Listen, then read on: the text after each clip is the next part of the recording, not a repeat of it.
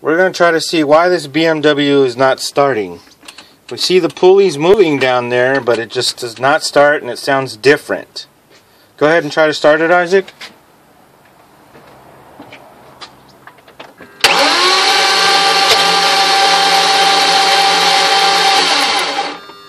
Okay, so that's all it's doing. Can you try it one more time? Stop.